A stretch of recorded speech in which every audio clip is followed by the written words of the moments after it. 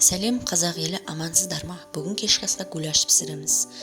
Отымызға табамызды қойып, сұйық май құйып, шамалы қыздырып, кубиктап туралған етімізді салып қуырамыз.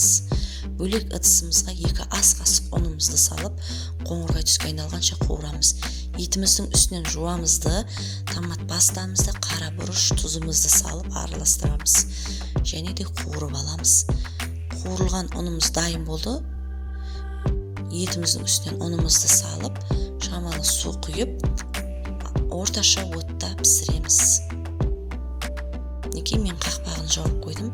Енді бөлек ыдысымызға 2 ас қасық майымызды құйып, күрішімізді салып, алтын түстес болғанша қуырамыз. Күрішіміз де дайын болып қалды. Үстінен жарты шай қасық тұзымызды салып, суымызды құйып 10 минутқа дайындап қоямыз. 10 минутта күрішіміз піседі. Мен алдын ала картоплымызды пісіріп алдым.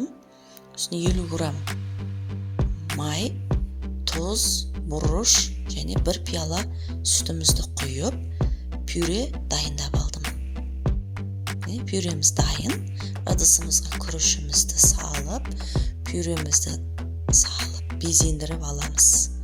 Пюреміздің ортасын ұяша етіп, подливімізді саламыз.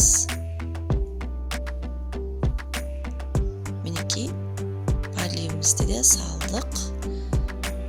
Дайын болды. Кешкі асымыз ас болсын.